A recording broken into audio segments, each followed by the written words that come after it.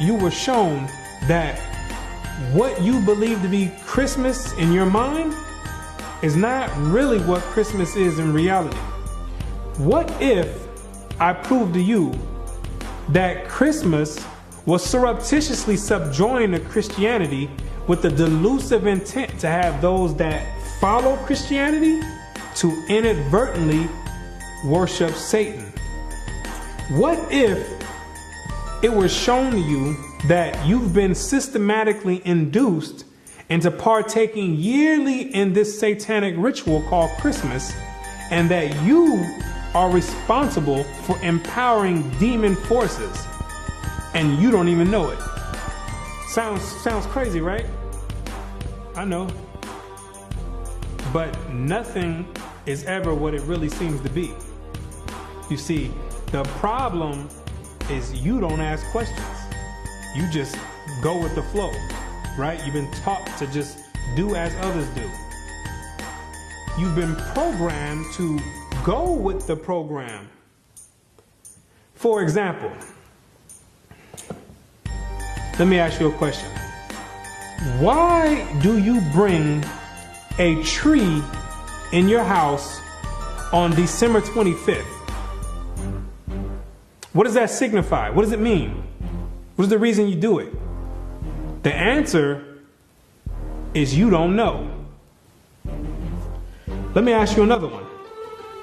What is the reason that you take that same tree that you don't know why you brought in your house and you deck it with silver, with gold, and various other ornaments? What does it mean?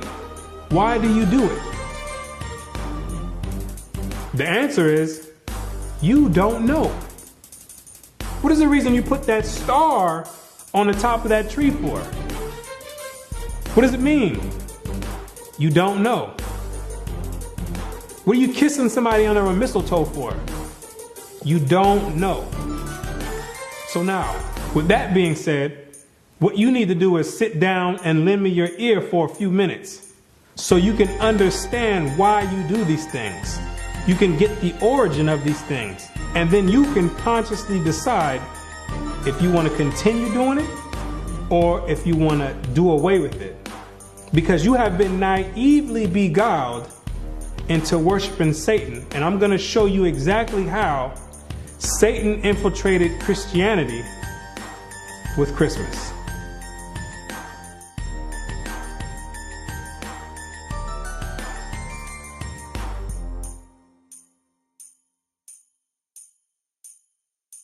The festivals of Rome are innumerable, but 5 of the most important may be singled out for elucidation, viz. Christmas Day, Lady Day, Easter, the Nativity of St. John, and the Feast of Assumption. Each and all of these can be proved to be Babylonian. And first, as to the festival in honor of the birth of Christ, or Christmas, how comes it that the festival was connected with the 25th of December? There is not a word in the scripture about the precise day of his birth or the time of year when he was born. What is recorded there implies that at what time soever his birth took place, it could not have been on the 25th of December. December 25th stems all the way back to the beginning of civilization in ancient Babylon. During the winter solstice, according to mythology, that's the day when the sun began to regain its dominion and begin to conquer the night. Because during the winter solstice, that's the period when the night is at its longest extent throughout the whole year, and the day shone for the shortest amount of time throughout the whole year. So in a sense, there's this type of mythological battle going on between the sun and night. So what succeeded the winter solstice was a gradual increase of the sun going from its lowest point all the way up until the summer solstice, where it goes into its highest point. So the pagans back then took that as a sign that the sun was beginning to regain dominance over the night, and they began to make deities out of it. So, for instance, you have the Egyptian god Horus, who was born on the winter solstice of December 25th.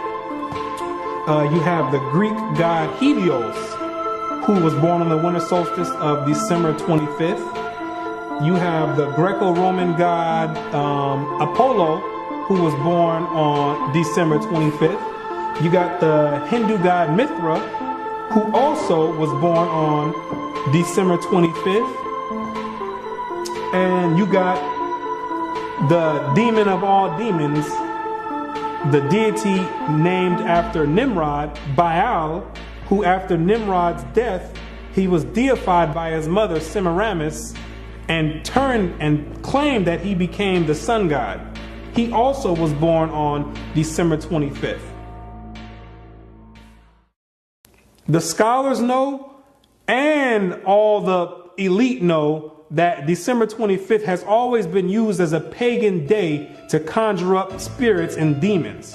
It's always been used that way. So now what they did was take the Bible and infiltrate it and then put the name Christ over it and got the whole world conjuring up spirits and empowering demons on December 25th, when it has nothing to do with the birth of Christ at all. At the time that the angel announced his birth to the shepherds of Bethlehem, they were feeding their flocks by night in the open fields. Now, no doubt the climate of Palestine is not so severe as the climate of this country, but even there, though the heat of day be considerable, the cold of the night from December to February is very piercing, and it was not the custom for the shepherds of Judea to watch their flocks in the open fields later than about the end of October. What the Bible does say is that during the time of Christ's birth, the shepherds were outside feeding the flocks and grazing them by nighttime. And anybody in their right mind will tell you that there's no way shepherds are going to be outside in the dead of winter grazing flock in the blistering cold.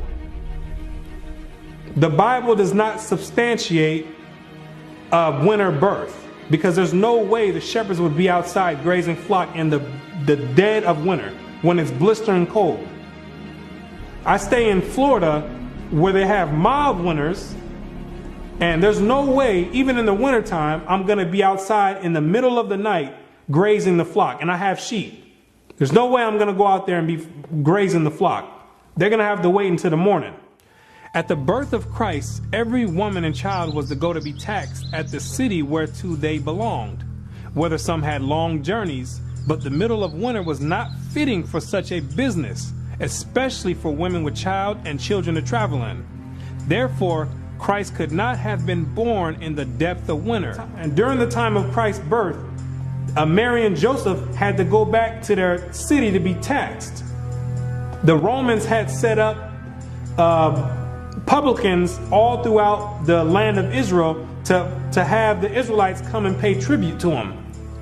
And there's no way in the world that the Romans would have set up a taxation time during the dead of winter, because back then they didn't have cars and stuff where you can jump in with a heater. People had to walk and had to go out however means necessary, but they didn't have heaters with them. So in the dead of winter, when it's blistering cold, that would not be a beneficial and an appropriate time to have people come all the way back to get taxed in their own cities. Zondervan Bible Compact Dictionary. Christmas, the anniversary of the birth of Christ, and its observance celebrated by most Protestants and by Roman Catholics on December 25th, by Eastern Orthodox churches on January 6th, and by the Armenian Church on January 19th. The first mention of its observance on December 25th is in the time of Constantine, about AD 325. The date of Christ's birth is not known. The scholars themselves know that Christ was not born on December 25th. They know that for a fact. That's factual to them. But what happens is the government sets up preachers to go out and tell you some fabricated lie and have you teaching and participating in satanic rituals while they sitting back twirling their thumbs because they know that they know the truth already. And while you over there conjuring up demons, they sitting back laughing, enjoying it, and getting power. Constantine himself knew when he set it up that Christ was not born on December 25th. He knew that. He knew that it was a pagan ritual that was passed down from the Babylonians to the Egyptians, to the Greeks, all the way down to the Romans. And that all he was going to do was compile it together and have all the Christians thinking that they worship in Christ, when he knew good and well that it had nothing to do with the birth of Christ. The governmental system today knows that it has nothing to do with Christ, but they're not going to say anything. They write it in the books, but they're not going to say anything because you are conjuring up spirits and giving power to the demonic forces that rule the earth. How then did the Roman Church fix on December the 25th as Christmas Day? Why, thus, long before the 4th century and long before the Christian era itself, a festival was celebrated among the heathen at that precise time of the year, in honor of the birth of the son of the Babylonian Queen of Heaven. During the time of the Romans, they had a celebration during the same time of the year in December called the Saturnalia, where they would walk around and give each other gifts, sing songs, and have a bunch of orgies, a freak fest. It started out with 2 days, from December 17th to December 19th. Then it was extended to a week. So the Romans of antiquity were already celebrating Christmas before they knew anything about a Christ. The difference is they were celebrating and worshiping the Babylonian god Nimrod, reincarnated as Tammuz. They changed the name to Saturn. It's the same god, deified as the sun god. And they was paying homage and worshiping him at that time, before they had heard anything about a Christ. And if you know anything about history, Rome is the one who branched off and gave everyone their religion. Rome, that's where your Christian church comes from. That's where your Catholicism comes from. The Protestants, the Baptists, all those stem from pagan Rome. And that's where you get your Christmas from. They were celebrating Christmas before they heard anything about a Christ. They was already celebrating Christmas. And it may fairly be presumed that in order to conciliate the heathen and to swell the number of the nominal adherents of Christianity, the same festival was adopted by the Roman Church, giving it only the name of Christ. This tendency on the part of Christians to meet paganism halfway was very early developed. During the time of the Roman Emperor Constantine, Christianity had already been hijacked already. So Constantine had a diabolic plan to gain converts and to have all people come together under Christianity. But a lot of the pagans of Rome didn't want to come under the guidelines of Christianity at that time. So Constantine devised a plan and said, you know what? Don't worry about it. You like that Saturnalia? You don't have to give that up. We're going to incorporate that together with Christianity, and we're going to call it Christmas. So therefore, we can have the best of both worlds. We can have you still worshiping the god of Saturn, but all we'll do is we're going to put the face of Christ over it. And when the pagans heard that, they're like, well, we're on board then. If we can still continue to do Saturnalia, then we have no problem joining forces with the Christians. Because Saturnalia was the way that Christmas is celebrated today. That's how large of a scale Saturnalia was. It was the most prominent festival of the Romans back then.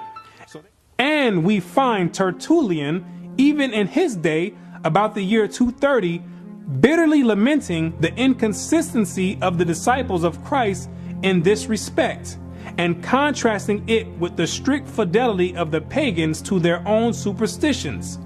By us, says he, who are strangers to the Sabbaths and new moons and festivals once acceptable to God, the Saturnalia, the feast of January, the Brumalia, and matronalia are now frequented.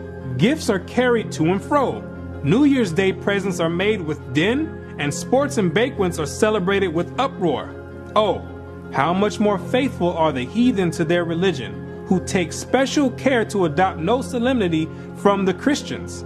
Upright men strive to stem the tide, but in spite of all their efforts, the apostasies went on till the church, with the exception of a small remnant, was submerged under pagan superstition.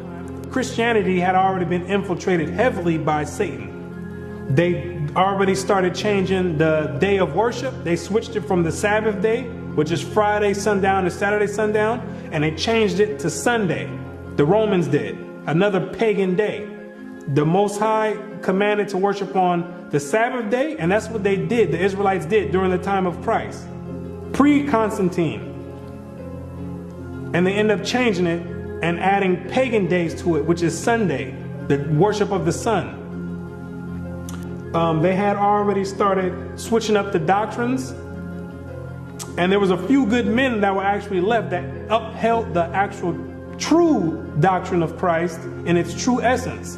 And after a while, so much paganistic rituals and customs flooded in Christianity that the men who actually upheld the original doctrine, they ended up getting flooded out, because the pagans already overflowed the Christian church.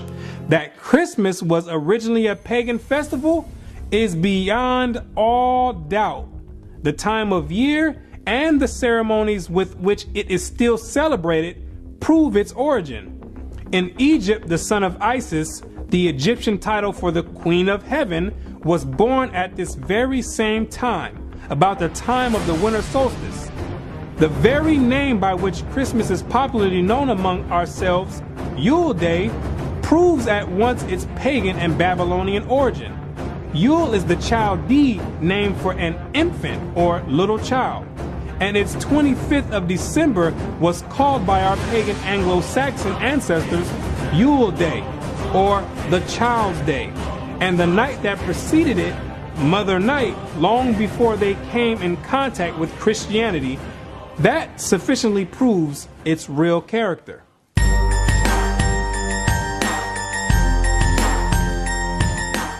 The candles in some parts of England lighted on Christmas Eve and used so long as the festive season lasts were equally lighted by the pagans on the eve of the festival of the Babylonian god, to do honor to him, for it was one of the distinguishing particularities of his worship to have lighted wax candles on his altar. The lighting of the candles, when you and your family all getting together smiling, lighting candles, yes, that means something. It's an ancient Babylonian custom, commemorating and worshiping the birth of Nimrod, Satan himself. See, people think these customs just popped up out of thin air, when they've been around all the way since the beginning of time.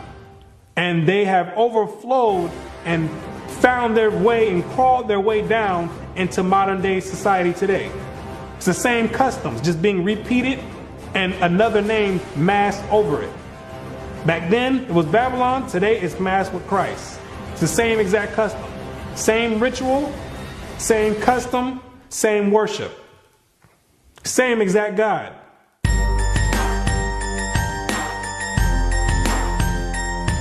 The Christmas tree. Another paganistic custom and ritual that stems all the way back to ancient Babylon. It's the same exact God that worked his way all the way through and made his way all the way up to Christianity. It's the same exact deity. Most Christians don't even know that the Christmas tree is in the Bible. God condemns dealing with the Christmas tree. It's an abomination. He tells you not to deal with it. Any Christian that has read the Bible, the reason you don't know it's in the Bible because you've never read the Bible. Most Christians never read the Bible. Because if they did, they would know they're not supposed to be dealing with a Christmas tree or any other type of tree, putting ornaments and putting presents underneath it. You would know that it was an ancient custom and a heathenistic custom and a paganistic custom and a satanic worship and Luciferian doctrine. Jeremiah 10 and verse 1. Hear ye the word which the Lord speaketh unto you, O house of Israel.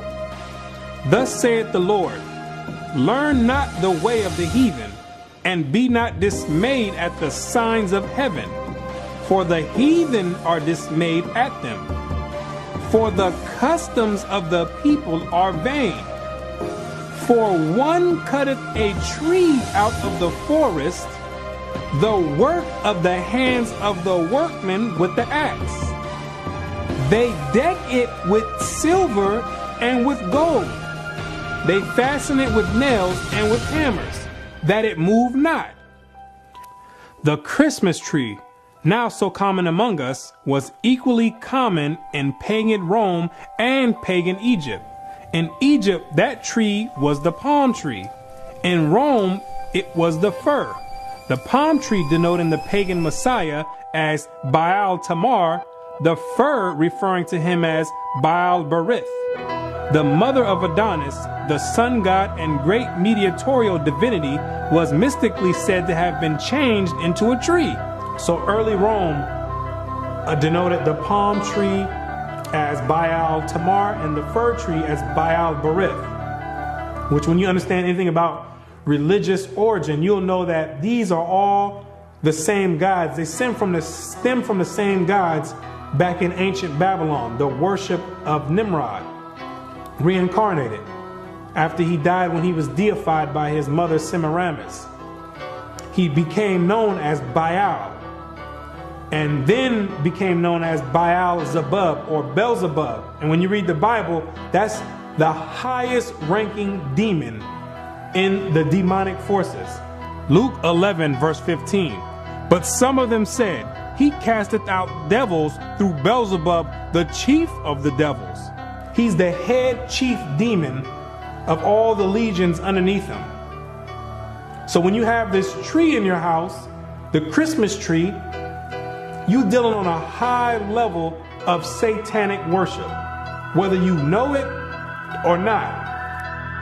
You dealing directly with Satan himself by participating in that satanic ritual that you do yearly.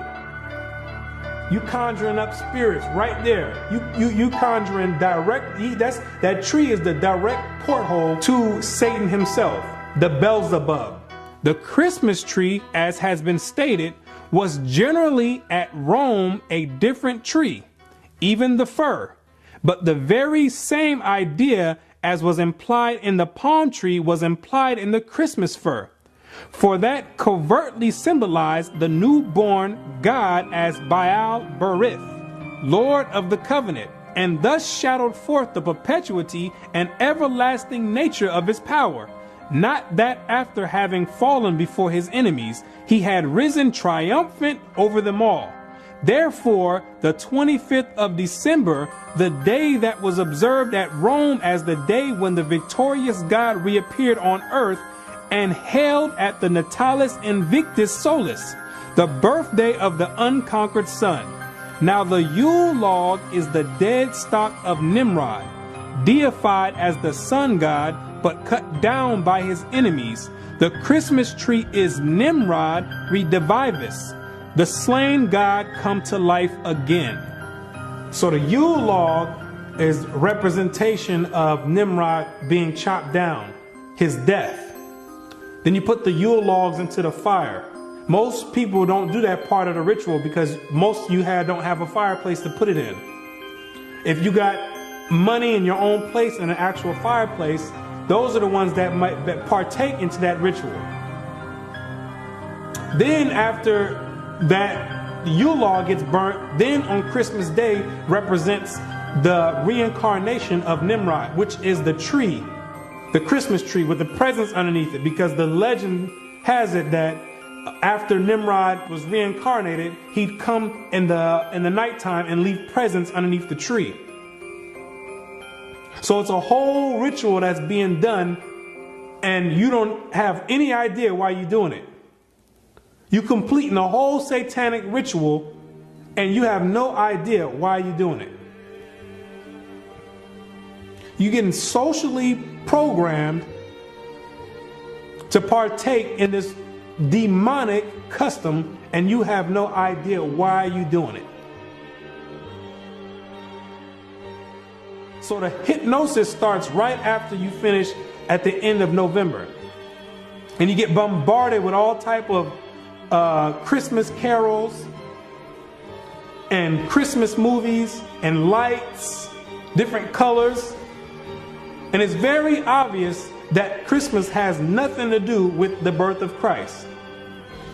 Because every store you go to Walmart, Walgreens, all you're going to hear is Rudolph the Red-Nosed Reindeer. What does that have to do with the birth of Christ? You're going to hear Santa Claus is coming to town. What does that have to do with the birth of Christ? And then on top of that, they mix in a small portion of religious belief just to mask it over and to cause confusion and make some people believe like, okay, you know what? Maybe it does have something to do with Christ. When at all that is a delusion and a disguise to what they have you doing already. They building you up to finish, to complete this ritual at the end of the month. So they start all the way from November with the hypnosis, and you like a walking zombie. They implant it in your mind and working on sending vibrations and signals into your brain waves, and getting you prepared to participate in this ritual. And everybody gets all hyped up and ramped up to do it, when you don't have any idea you're about to participate in a satanic ritual on a very high level.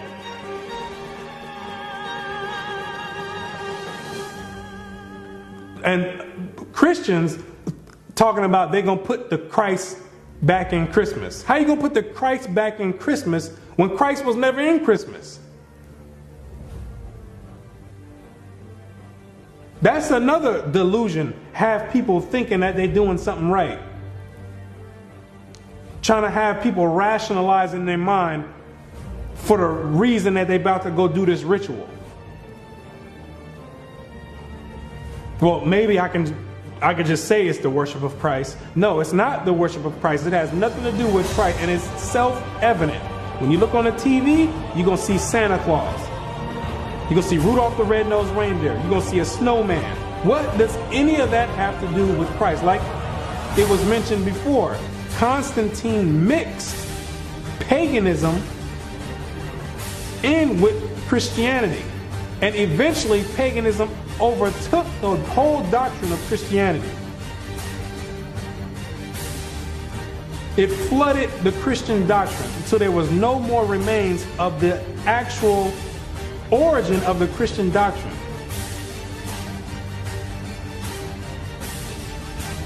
That's essentially what happened.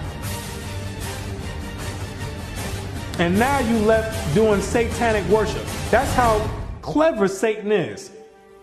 He done slithered his way all the way into Christianity, and nobody would ever take the time to look and say, you know what, let me find you. Everybody looking for Satan somewhere else.